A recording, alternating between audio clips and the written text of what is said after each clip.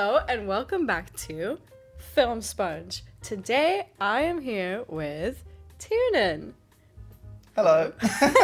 Please introduce yourself. Hello, my name is Tiarnan. I am Tiarnan Doherty. I am an actor. I am the co-founder of Act Up Drama Club, and I am from Luton. We met at something that you host. And funnily enough, we found out straight away that we had mutual friends as well. But how about you tell us a little bit about this little thing that you do? This little secret. So I am the co-founder of Act Up Drama Club, which is a drama club for adults in London. It is a space for adults to have fun, be creative, just get out of the house and do something cool with fun people. We've been running since September 2023. So I run it with my friend Sadia. So we're the two founders. We originally started Act Up because back in 2019, Sadia had finished uni and she had been doing drama and been part of a drama club when she was at uni, and she really liked it. It's nothing to do with what she was studying or the kind of work that she does now, but it was something that kind of enriched her life. And then when she left uni, she found there wasn't really anything like her drama club that she could go to anymore, unless she wanted to do professional actor training or unless she wanted to pay loads of money to do a long course. So she basically approached me and said, hey, would you be interested in doing some kind of drama club for adults? And here we are, nearly 2 years in, two-year anniversary next month. Wow, congrats. Thank you. I really enjoyed going. We've actually talked about going back potentially soon. But what I think is really important about it, I mean, obviously it's fun to have a little acting group. But one of the first rules you always say, at the beginning of every class, is to not judge or to not be too hard on yourselves or on others, and not judge yourself or others. When I first went, it was at a stage of my life where I was trying to kind of get out of my comfort zone, and boy oh boy did it push me there, test that, because you really do have to make yourself look stupid. And that was something I really struggled with. And even just thinking on the spot, it's not something I'm really good at. And so to do those little memory games as well, I mean, that's just they always say for Alzheimer's and stuff that you should do games like that. Yeah. So it's always good to, get the braining. But most importantly, I really think it helped me, especially in that kind of stage of my life of really trying to actually not care as much. And I think that's really magical that you guys do that. No, thank you. I'm glad that it's resonated with you and that you have really found something within it, which is great, which is exactly what we want. We want people to come along and have fun, and whether it's something they've done before or whether it's something they've never tried before and they just want to do something different, it's great because it's a safe space, or we try to make it as safe a space as possible for people to feel like they can experiment, but also they can fail. I always say to people, it's not a case of doing it well. It's a case of just giving it a go. It doesn't matter whether you've done an improv scene or something and you're oh man, that went so badly, or I wasn't funny or whatever. It's no, lose all of that none of that matters. The main thing is you've given it a go, you've put yourself out there, you've tried something, and that's the only measure of success that I'm looking for. I will say the first time I went, it was extra difficult because everyone happened to be a core member, and so they were all really good, and even Leo, that he was just amazing at it, his first go. And that it did make it a little bit, it put on a little bit more pressure, because I was oh god, everyone's so funny, I need to be funny. I'm glad I did it, because they say to become confident and more secure in yourself, you have to make yourself uncomfortable. Make yourself uncomfortable to become comfortable. But definitely as I kept on going to sessions, I found myself like becoming a little bit looser. And there were times where I would see people that were like me at my first session, and I would be like thinking in my head, oh, like, just don't care, like, it's fine. Like, you could just see how much they cared, and I'm sure if I went tomorrow, I would still care. It's not like I have like completely moved past that, but it's a process, right? Yeah, 100%. And something that me and Sadia often discuss when we're planning sessions, we're always trying to keep it in mind that even though we might have lots of people there who've come many times and who maybe come regularly, you've always got to imagine, okay, well, what if there's even just, if we have one person who's never been before and they've never done any kind of performance, they've never done improv, they've never done acting, we have to still be catering for those people too. And it's really important that the space feels accessible and that it doesn't feel overwhelming. If you do something that no one's ever done before, then even the people who might come every week and the people who have never come before, they're on the same page. They're on the same starting place, really. True, yeah.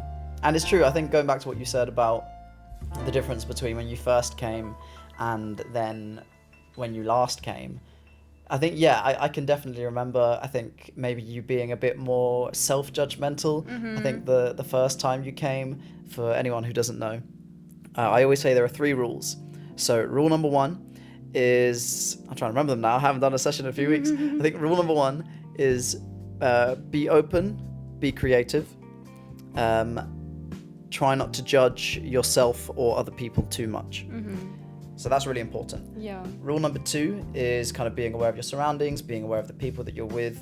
That can mean physically not walking into things, so not hurting yourself, but also having a level of sensitivity. And then rule number 3 is to have fun and play. Yeah. And that might sound like a bit of a woolly kind of cop-out answer for number 3, but I think it's really important to actually encourage people, like, no, you are meant to have fun. Yeah. Like, this is meant to be a fun thing. It's not too serious, yeah. Yeah, like, don't be punishing yourself, like, I've got to take this so seriously. Like, no, like, have fun, play, do the games. That's why I also think it's really important that a lot of the session is games. It's not just, oh, we're acting, or, oh, this is improv. Yeah. It's, no, we're actually going to do like a game that you might have played on the playground when you were a child, because it gets everyone involved, it gets people out of their heads and into the exercise, which is what you want. Yeah, no, I mean, it's great. I think even just the type of people that go, everyone has been really wholesome and really like kind and friendly, and you go there and you really do, I went quite a few times alone,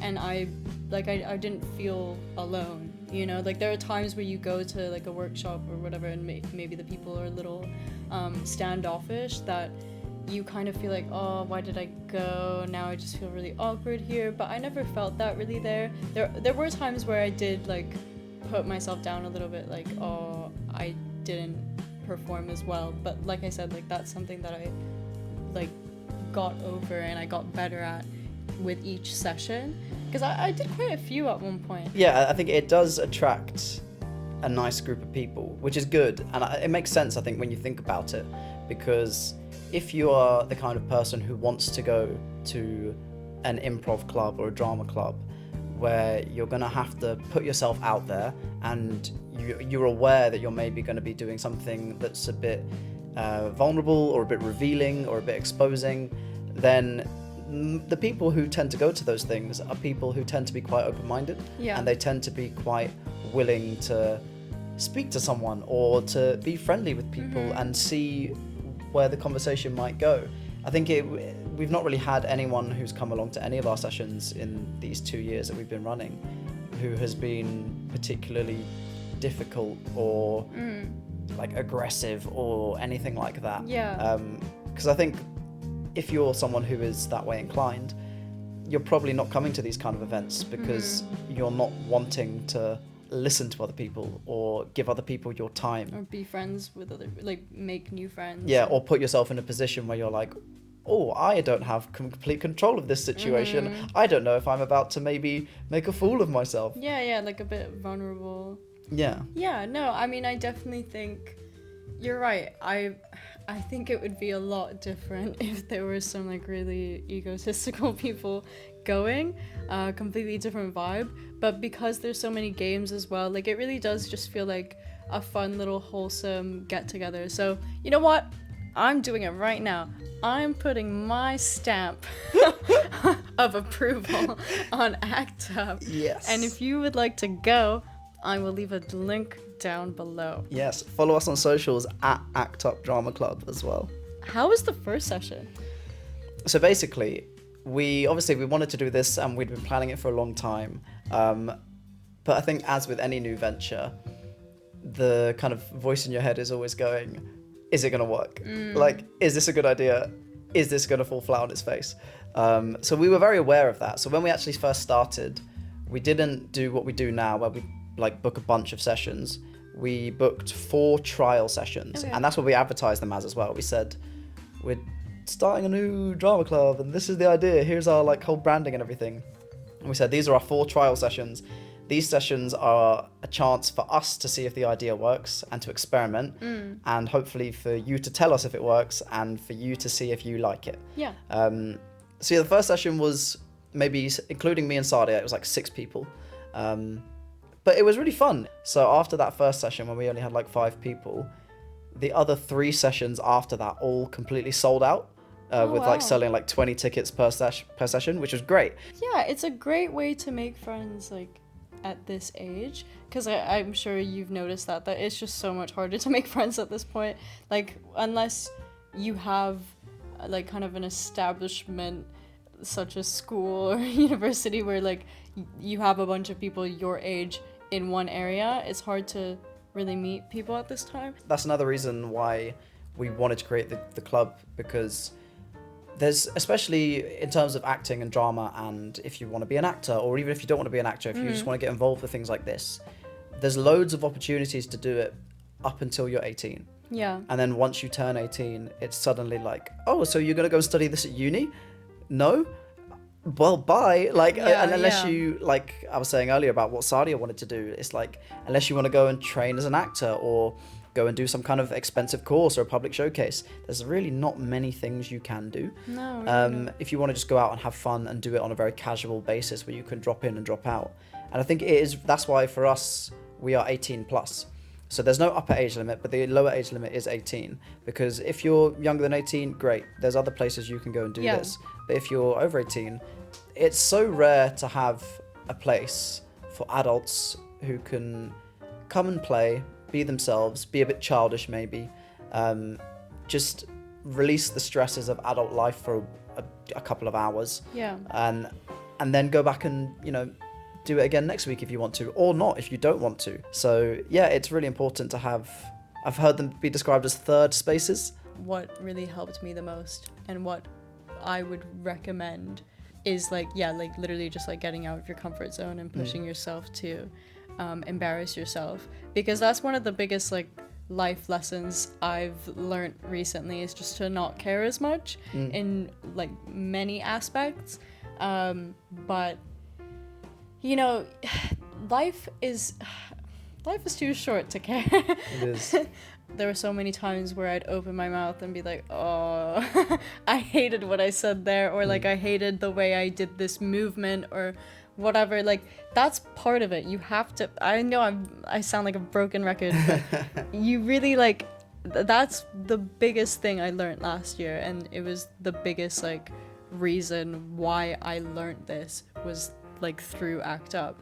And like even just it changed my perspective on acting a little bit, because I don't really act. I've acted like a couple times. I wanted to be an actor when I was younger, and something I guess I had to be reminded of is when you're an actor, that's a big element of it, is that you just can't care about what people think, or like you're not gonna act well if you're thinking like, oh, I'm embarrassing myself right now. Like maybe that's the role, is to embarrass yourself, Yeah, you've definitely got to be able to separate yourself from that. That is an important thing that I do say to people. Sometimes you get people who come to the club and you can tell they might be like really nervous, especially normally if it's like their first time, and they might be like really hesitant about certain things, or I can tell when they come in, if they're not 100% sure what to expect, they might ask me like, so what are we actually doing today? Like they want more of like a detailed breakdown, and I always say to those people, like, don't worry if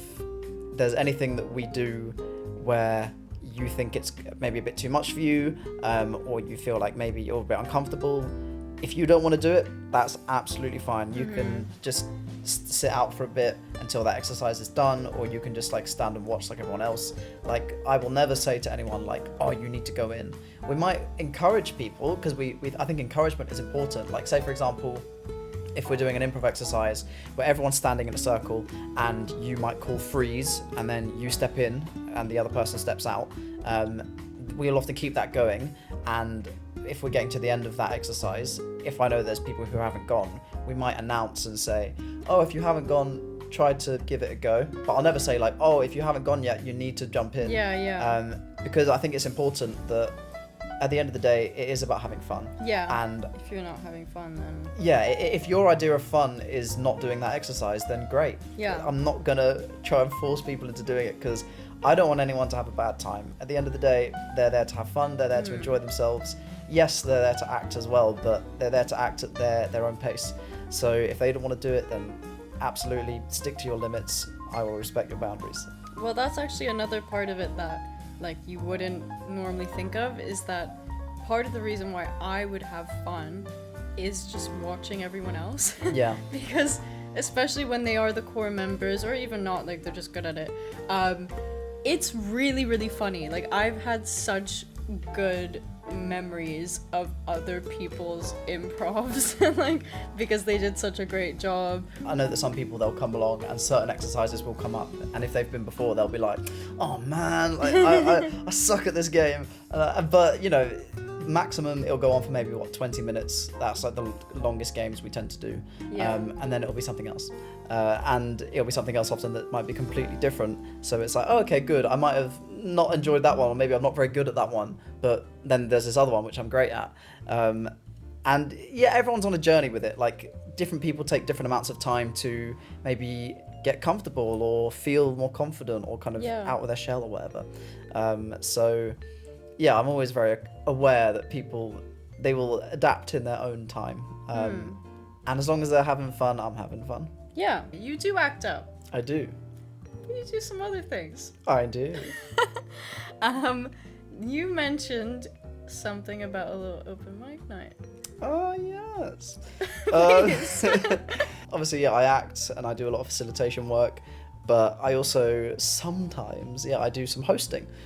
So I will host open mic nights, or scratch nights, like most recently it was a scratch night, or events, which is always work I love doing. I think it's great fun, and it's great to be in a room and trying to like manage the energy of all these different people. But I would love to do it more. It's very fun. Yeah, and I think it does relate a lot to acting and to facilitation, because the thing that all of these things have in common is that you're trying to gauge what the energy level is in a room. And I know that energy sounds very like whiffly waffly and very it's not really like a scientific term, but when I say energy, I mean, how are people feeling? Are people feeling open? Are they feeling like they want to engage? Are they having fun? Are they thinking, oh, this is good? Or, and I say that's like the energy level you want, that's kind of like high energy. Or they may be low energy, which is, I'm tired, I'm bored, I don't like this, I want to go to sleep, I want to leave. And I think whether you're acting, facilitating, hosting, your job is to gauge the energy in the room, work with it, and ideally try to get it to the level you want it. You've got to try and control where you want people, how you want them, make sure that by the time they leave, they're going, that was good and I had a nice time. And that is a skill, but it's a really skill that you can apply to so many different situations. Yeah, and I mean, it goes back to what I've been saying of like putting yourself out there and putting yourself in a vulnerable position, to like become a better performer, or just like better in general, more confident, secure person.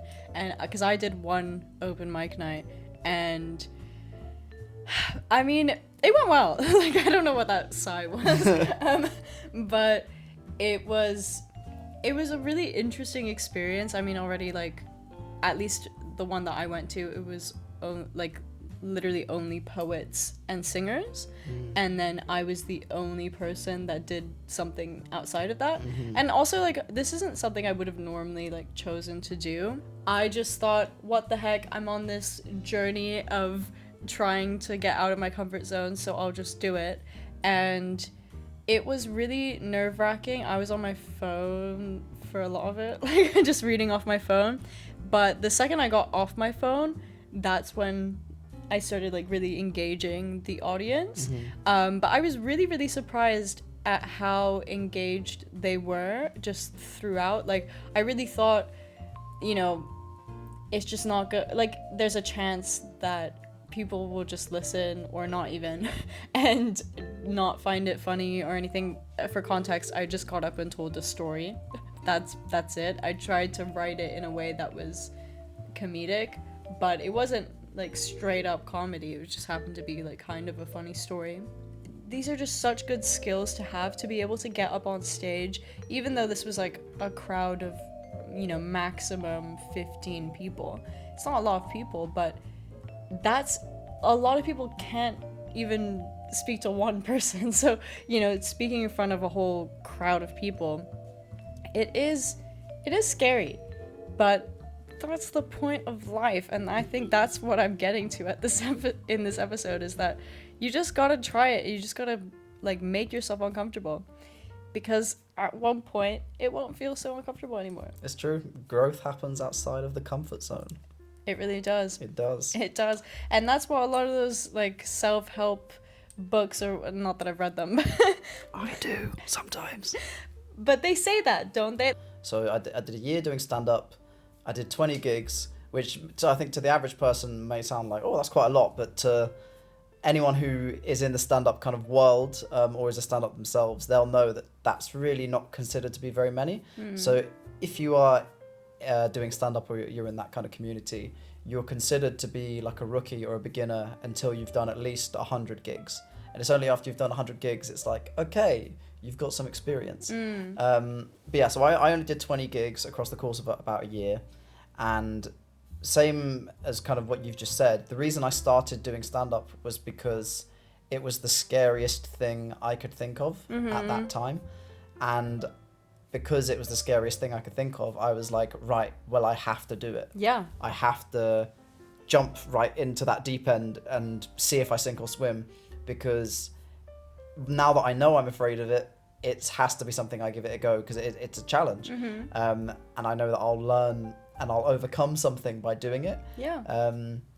And yeah, I can relate to what you were saying about being on an open mic night where you're the only comedy act.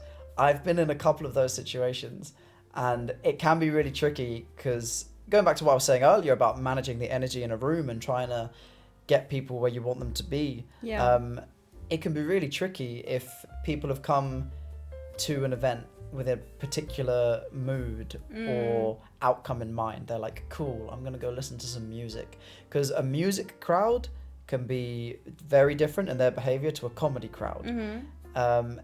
And also expectation plays a massive part in that. If you're going to a gig, you're like, cool, maybe I'm just going to like chill out, I'm going to vibe, I'm going to listen to it and have a nice time. Whereas if you're going to a comedy event, you're going in with the experience of, I'm going to be entertained to the extent where I expect to laugh out loud. And if you're a comedian, you're hopefully going into an event going, these people are ready to laugh.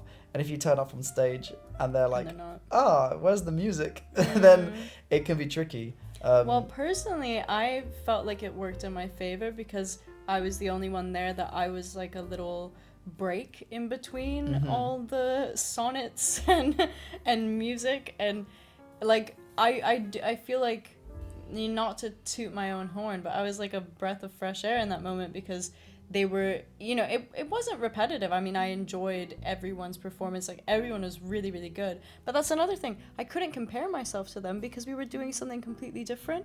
If I was going up there and singing, oh God, would I compare myself to everyone else, because they were all such great singers. Like, honestly, but especially as someone who has like a history of being more self-critical, it gave me a space where I wouldn't have been as self-critical, especially as a first timer as well. Because if I had gone into like a comedy gig as my first time being on a stage like that, literally reading from my phone as others are just like cracking jokes left, right, and center, I would have felt much more intimidated in that moment. Yeah, I totally get that. And it sounds like the event you went to, it sounds like you did a good job of gauging that energy level. So maybe the audience are in a space of, okay, we've had a number of, spoken word or music or whatever performances, and maybe we're a bit ready for something different. And then you come along, you're doing it in a way you must have been confident enough that they're like, oh, cool, we feel comfortable. And you're providing something that's different to what's already come and what's going to come. So it's like, this is a nice chance for me to relax a bit, like switch my brain off, or maybe switch my brain back on. Yeah. And I think that's really handy. I think the times where it can be bad is where you go up and you're like, cool, and normally, to be honest, it's the way I'm phrasing it sounds like I'm blaming the audience.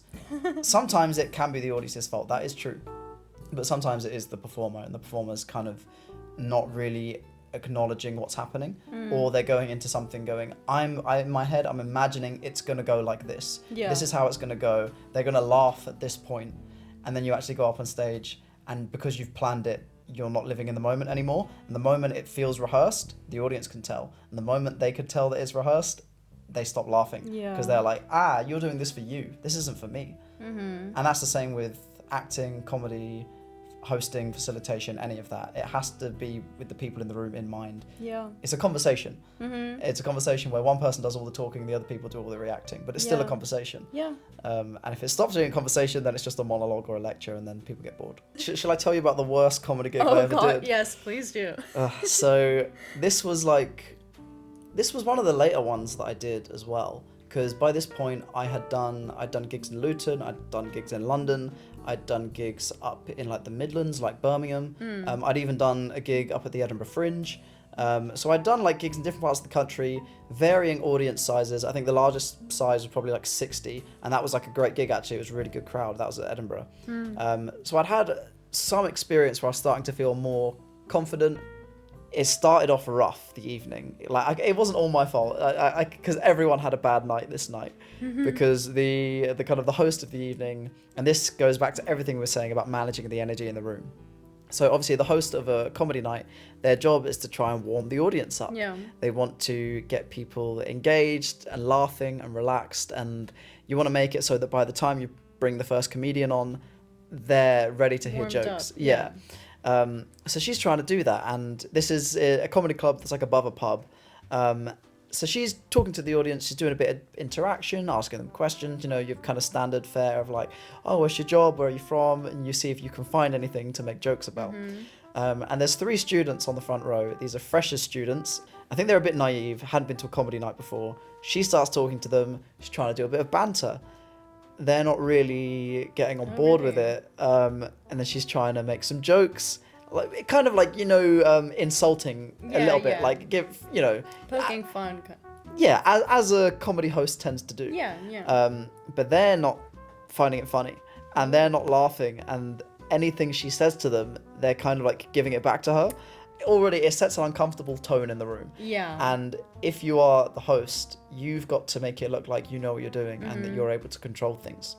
So suddenly it doesn't look like that. Yeah, so you've either, in that situation, you've got to top what they're saying, so that you then come out on top, you look like you're the kind of the victorious one. Yeah. Or you've got to diffuse the situation so that everyone's happy. Yeah. And she keeps trying to top them, and then they like come back to her with an insult, and then she's like, oh well, I'm going to insult you back, and then they get insulted, and then they try and insult her again, and this goes on for like a few minutes, and it's not working, it's not diffusing, the tension is rising in the room, you need that laughter for release, and it's not getting there.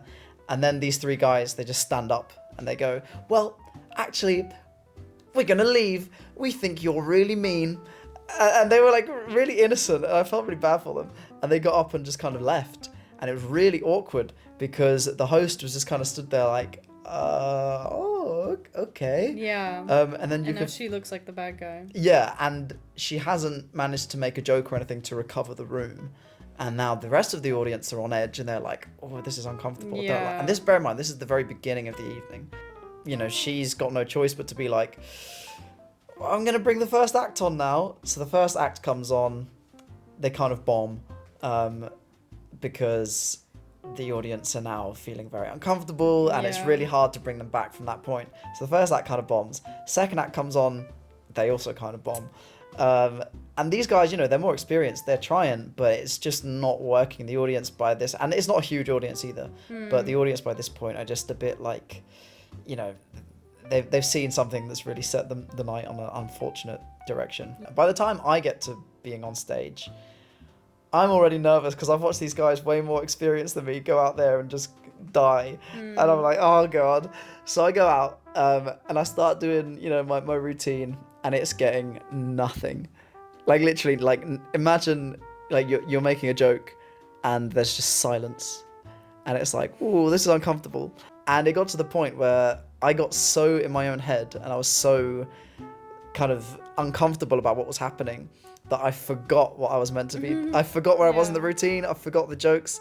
And I kind of did what you did, where this is the only time this happened during an actual gig, where I was like, I need my notes. So I pulled my phone out and I started like referring to my notes to remember where I was. In the end, I ended up bailing like around the 3.5 minute mark. I was like, you know what? All right. Thank you very much. Good night. Oh, it was awful. Well, that's kind of an exercise in itself. Yeah, definitely an exercise in exposure therapy, I think is what they call it. Yeah. Definitely. But it probably helped you in some ways. And yeah, at least now you understand like how important it is to host well as well. True. I think having an experience like that has made me feel actually a lot more relaxed on stage, because I think, like I said, it's easy to blame the audience, but it's not always the audience's fault. And I have to take, obviously, a level of personal responsibility in that situation and why it wound up the way it did. Yeah. And that is partly because you've always got to find those moments where you can release the tension in the room, where you can find the laugh. And they're always there. Sometimes you might just have to look harder for them. Yeah. And what I learned from that situation, which I've discovered since, like most recently when I was hosting a scratch night, was that you just need to take a moment sometimes, breathe, step back, don't feel like you have to just plow forward with what you were going to say.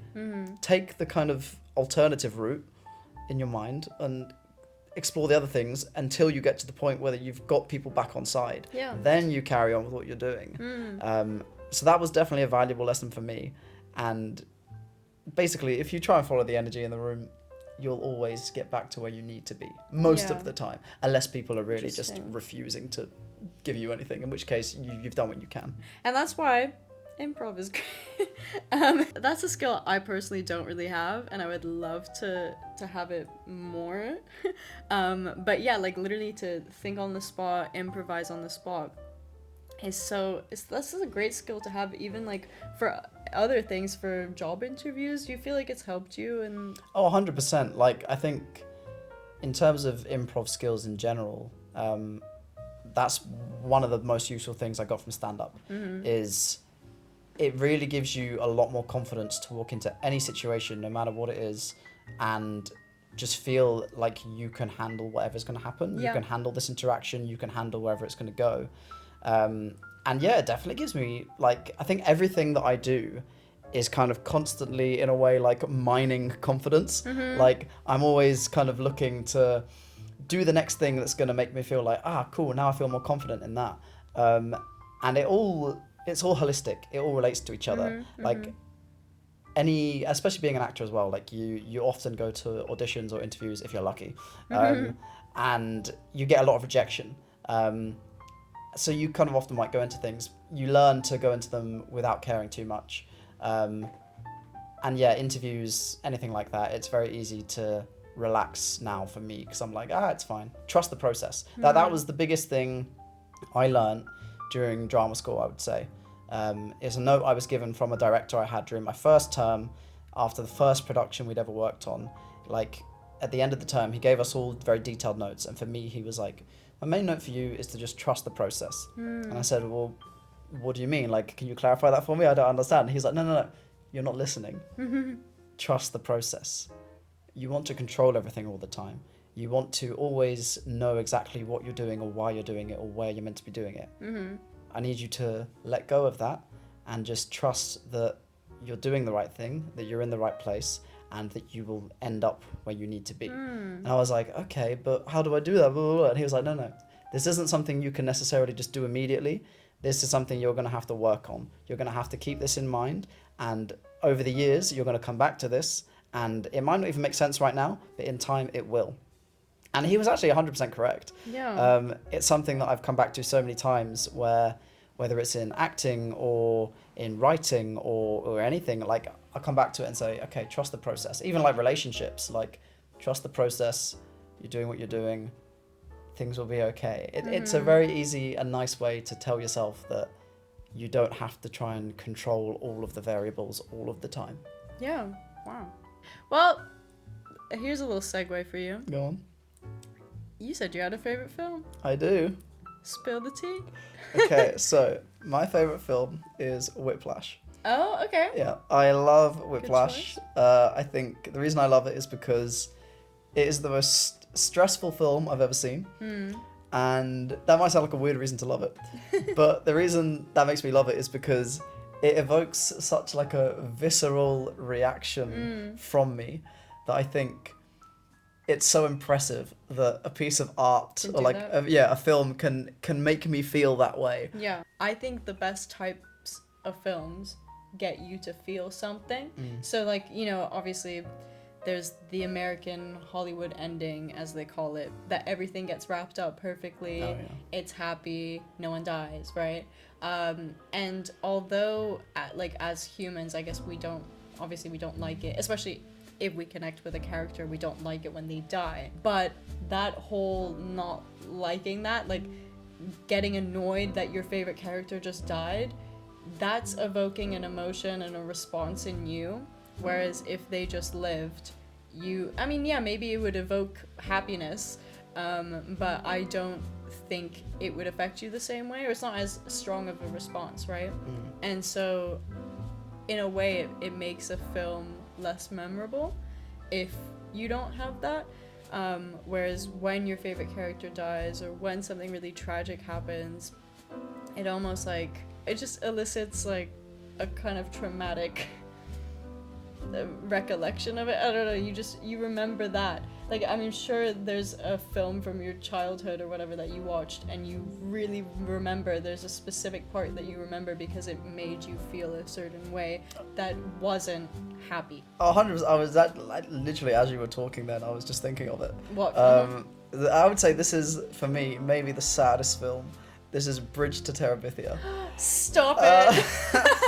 It's like any good story. If you look at like the basic arc of a good story, it's something like we have an introduction and then something happens and then things either go well or they don't. Yeah. And if everything always is like it goes well, then it's not interesting. Where's the drama? Yeah, but then it's not even fun, especially because it is so formulaic now that it's not even that much fun when it goes from, you know, maybe it starts good, goes bad, and then gets better. Yeah. Like, that's not even that fun anymore. If anything, it's good if it's maybe starts bad, gets worse. better, or it maybe gets better or gets worse, and then, like, ends tragically.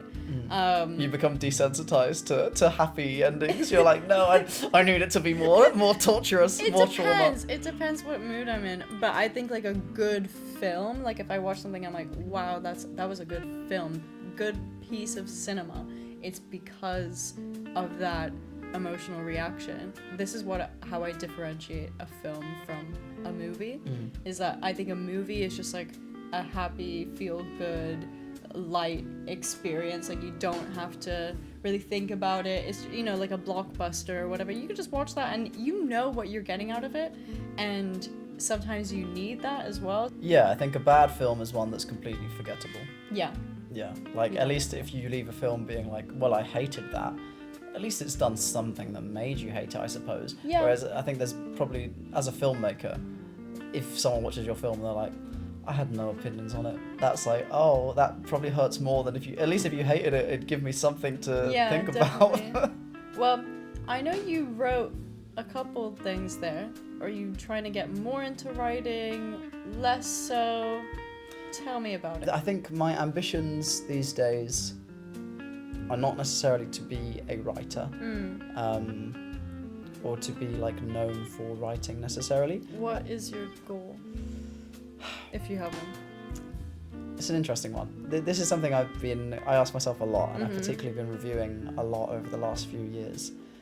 And my goal used to be that I was like, I have to be a successful actor. And you might even question, what does that even mean?